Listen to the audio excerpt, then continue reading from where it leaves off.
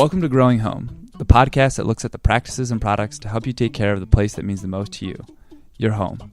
I'm your host, Terry Therian, alongside your co-host, Len Giddix. Len, how are you this morning? I'm doing fine. It's a great day to be alive, Terry. It is, isn't it? In this episode, we'll be digging into the best practices for successfully overseeding and seeding your lawn this fall. Lawn care is one of the most rewarding challenges around the home. Since the 1600s, lawns have served as a means of defense so that incoming intruders could be seen, recreational courts for sports such as lawn bowling, and even the daily toilet for our dogs. And all the while providing a magnificent green aesthetic. Well, as green as we can make it. Lawns can be tough though. When you think about it, we're trying to grow millions and millions of uniform plants over thousands of square feet, fully vulnerable to the elements. So we took our challenge to the experts. We have with us today Steve Rackliffe, a UCONN Associate Extension Professor of Turfgrass Science, and also a certified golf course superintendent. Steve, how are you today? Great. How are you, Terry? Very good, very good. Well, thank you for joining us. And before we get going, if you can share with us a bit about your background and your position at UCONN. Sure. Well, first of all, just thanks for inviting me to speak today with you, and it's great to be here with you and Len.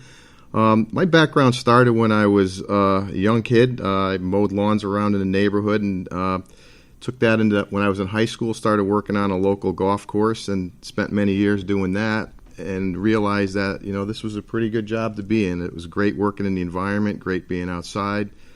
So I took, from there I went into my education. I went to a 2-year program, got an associate's degree in turf grass management, and then continued on to get my bachelor's and master's degree in plant and soil sciences. So once I graduated there, I became a golf course superintendent at the Willimantic Country Club in Willimantic, Connecticut, which is now the Wyndham Club, and was fortunate enough to start adjunct teaching back in the late 90s, and that's where I am today. Now I'm a full-time faculty member at UCONN since 2000.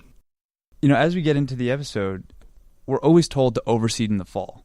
And that would be, spreading grass seed over our existing lawns. Can you share with us why overseeding is important? Is fall the best time to overseed? Sure. I think overseeding is really an important practice that homeowners should use and commercial people should use. Overseeding does a number of things. One is it really introduces new varieties, new species, new hybrids or cultivars we call them, into your lawn that might have better drought tolerance, better insect resistance, better disease tolerance, and it's important to keep introducing these new cultivars or hybrids into your lawns. They require a lot less inputs and are much more environmentally friendly. Overseeding in the fall is definitely the time to overseed. You don't have the competition from weeds that you might have in other times of the year. Your root zone can get really established, get pretty thick. The turf can get dense. You don't have to worry so much about drought going into the following summer. Whereas if you seed late in the spring, you're always going to have to worry about getting a good root zone established at that point. So fall overseeding is really a good time to do that. And plus, days get a little shorter, and you always have you have more moisture too. So if you don't have irrigation, you might get better germination at that point. Is fall also a good time to seed a lawn, a new lawn? Fall would be the best time to seed. That's a good question because oftentimes people might buy a new home or try to establish a new lawn. Yes, if you're going into the winter with a new yard and you don't have a lawn, you really want to try to get it established in the springtime. But if you have your preference would always be the fall. And actually, the best time to seed, I advocate seeding late summer into August, early September, because what happens there is the soil temperatures are still warm and you get a much better germination, much quicker. So you, again, increase that density and root depth going into the winter. Do you think of overseeding as like an annual practice? I would think for a homeowner, if their lawn is very dense and they're happy with it, I think I would definitely incorporate some overseeding maybe every couple of years. But if they have bare areas or it's an older established lawn, the varieties today are so much better that I would try to overseed to get a new stand and establishment in. Great. And so, if we can now look at, how do we prepare for overseeding? Because, right now we're in mid-August, getting ready for this peak season of seeding. What should we do to prepare, let's say an existing lawn? That's a great question. And it's hard to answer a question with questions, but really what the homeowner has to do is take a good look at what their lawn is. I think one of the biggest challenges I see with people trying to establish lawns in the fall, usually it's the lawn has failed and it's extremely dense crabgrass, and trying to get grass into a thick, dense mat of crabgrass is very difficult. Now, crabgrass is going to die with the first major frost, but also that's getting late in the years to be seeding.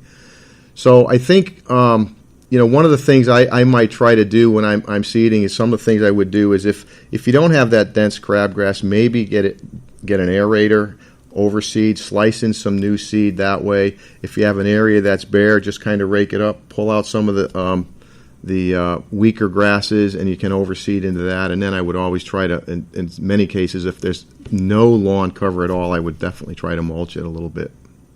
Great. And then, is it when you're looking to prepare the lawn, should we mow like really short, and then because like now we're going to be putting down new seed, it's going to be germinating while the existing lawn is going to grow up around it. Should we mow it real tight, and then that way it's not blocking the seed from getting any sunlight or choking it out or anything? If you can mow it lower to get good sunlight for the new seed to get it established, fertilize it. I usually like to go with a half rate of a starter fertilizer, at the time of seeding, and then I would come back about 3 to 4 weeks later with another half rate. Because one thing we always see is new seeding usually doesn't have the root depth to absorb nitrogen or nutrients. So I try to split out that starter application over a time and see what I think that works much better in establishing the grasses.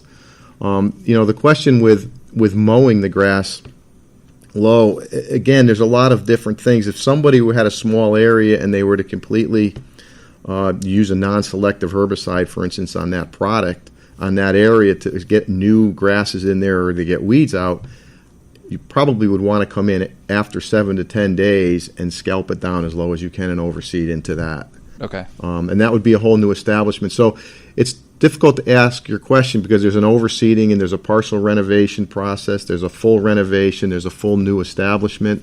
So each one would be handled a little bit differently. So really just looking at the condition of your current lawn, how it's made it through the summer, and then determining from there how big of a project you take on in the fall. Exactly. Okay. Exactly.